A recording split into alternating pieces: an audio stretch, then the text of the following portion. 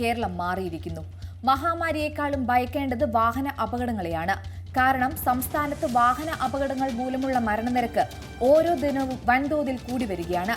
മാത്രമല്ല, അപകടങ്ങളിൽ പരിക്കുപറ്റി അംഗഭംഗം സംഭവിച്ചവരുടെയും ജീവിതം വഴിമുട്ടിയവരുടെ എണ്ണം ഇതിനേക്കാൾ ഉയർന്നു തന്നെ നിൽക്കുന്നു. ഇതിന് കൂടുതലായും ഇരയാകുന്നവർ ഇരുചക്ര വാഹന യാത്രക്കാരാണ്. ബസ്, ടിപ്പർ ലോറി, കാർ തുടങ്ങിയ വലിയ വാഹനങ്ങളാണ് ഇതിൽ കൂടുതലായും അപകടങ്ങൾ സൃഷ്ടിക്കുന്നത്. മത്സരയോട്ടവും മരണപ്പാച്ചിലും ദിനംപ്രതി എത്രയെത്ര ജീവനുകളാണ് കവർന്നെടുക്കുന്നത്. അപകട വീഡിയോകൾ കാണുമ്പോൾ ശരിക്കും അത്ഭുതമാണ് തോന്നുന്നത്. ഇതിൽ വിരലിൽ എണ്ണാവുന്നത് മാത്രമാണ് വാർത്താ പ്രാധാന്യം നേടുന്നത്.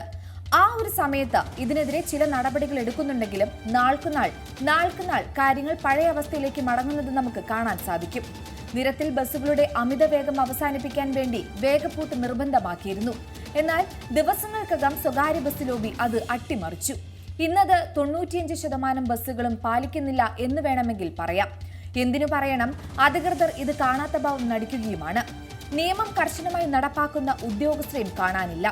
ഏത് അപകടമായാലും അത് വരുത്തുന്ന ഡ്രൈവർമാരുടെ ലൈസൻസ് റദ്ദാക്കുകയും അവരിൽ നിന്ന് കനത്ത പിഴ ഈടാക്കുകയും ചെയ്യുന്നതിനോടൊപ്പം ഇതിന് കാരണമായ വാഹനത്തിന്റെ ലൈസൻസ് റദ്ദാക്കുക കൂടി ചെയ്താൽ മത്സരയോട്ടത്തിന് ഏറെക്കുറെ പരിഹാരമാകും. മാത്രമല്ല, അപകടങ്ങൾ പെരുകുന്നതിന് മുഖ്യ കാരണം റോഡിന്റെ ഈ അവസ്ഥ തന്നെയാണ്. ഇന്നും ഒരേ റോഡിൽ വാഹനങ്ങൾ അങ്ങോട്ടും ഇങ്ങോട്ടും പോകുന്ന സ്ഥിതിയാണുള്ളത്.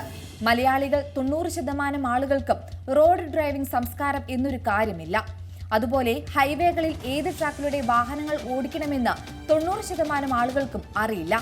ആകെ മൊത്തത്തിൽ സാരിയുടെ വലിപ്പമുള്ള റോഡിൽ ആനമയിൽ ഒട്ടകം മുതൽ 1000 ടയറുള്ള വാഹനങ്ങൾ വരെ പോകുന്നുണ്ട്. ബസ്സുകൾ റോഡിൽ നിർത്തി ആളെ കയറ്റുന്നു, ഇറക്കുന്നു. ഈ നൂറ്റാണ്ടിലും ബസ് സ്റ്റോപ്പുകൾ പലയിടത്തുമില്ല. സ്ട്രീറ്റ് ലൈറ്റുകൾ ഭൂരിഭാഗം റോഡുകളിലും കാണാനേയില്ല. അതുകൊണ്ട് തന്നെ എല്ലാ വാഹനങ്ങളും ഡ്രൈവ് ചെയ്യുന്നത് വാഹനങ്ങളുടെ ലൈറ്റ് പ്രയോജനപ്പെടുത്തിയാണ്. എന്തിനു പറയണം, മലയാളിക്ക് റോഡ് എന്തിനാണെന്ന് ചോദിച്ചാൽ പോകുന്ന വഴിയിൽ ലോട്ടറിക്കാരനെ കണ്ടാൽ നടുറോഡിൽ വാഹനം നിർത്തി ലോട്ടറി വാങ്ങാനും, ഫോൺ വരുമ്പോൾ നടുറോഡിലാണെങ്കിൽ പോലും ഫോൺ ചെയ്യാനും, റോഡരികിൽ വിൽപ്പനയ്ക്ക് വെച്ചിരിക്കുന്ന സാധനങ്ങൾ വാങ്ങാനും, അതുപോലെ പരിചയക്കാരെ കണ്ടാൽ വാഹനം റോഡിൽ നിർത്തി വർത്താനം പറയാനൊക്കെയാണ്. അതിനിടയിലൂടെ വേണമെങ്കിൽ വാഹനങ്ങൾ ഓടിച്ചു പോകാം. ഇന്ന് ഭൂരിഭാഗം ആളുകളും ഡ്രൈവിംഗിനിടയിൽ മൊബൈൽ ഫോൺ ഉപയോഗിക്കുന്നുണ്ട്.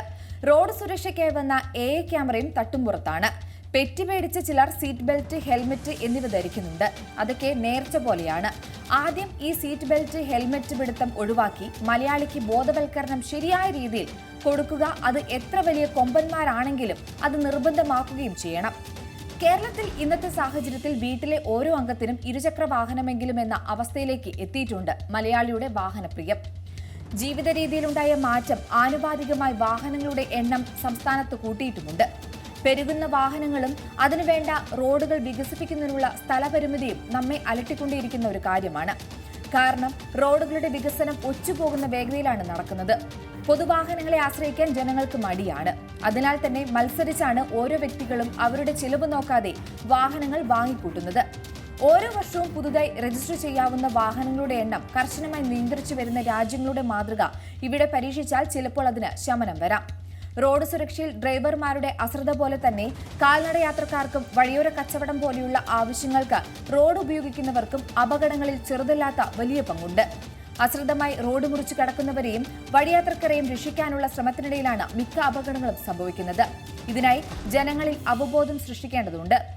അപകട വാർത്തയിൽ പ്രധാനമായും നിറഞ്ഞു നിൽക്കുന്നത് ഡ്രൈവറുടെ അശ്രദ്ധ, ലഹരി ഉപയോഗം, റോഡുകളുടെ നിലവാരക്കുറവ്, വാഹനപ്പെരുപ്പം, അമിത വേഗം, നഗരവൽക്കരണം, മൊബൈൽ ഫോൺ ഉപയോഗം, അമിത ലോഡ്, രാത്രിയാത്ര തുടങ്ങി കാരണങ്ങൾ പലതാണ്. എന്തായാലും മഴ, വഴി, വാഹനം അങ്ങനെ ചോദ്യങ്ങൾ എന്തൊക്കെ? അപ്പോഴും അന്നും ഇന്നും എന്നും റോഡ് സുരക്ഷ ഇനി ഏതു കാലത്ത് എന്ന ചോദ്യമാണ് ബാക്കിയാകുന്നത്. ഏറ്റവും പുതിയ വാർത്തകളും വിശേഷങ്ങളും വിരൽ തുമ്പിലറിയാൻ Zee മലയാളം ന്യൂസ് എല്ലാ ഡിജിറ്റൽ പ്ലാറ്റ്ഫോമുകളിലും ലഭ്യം.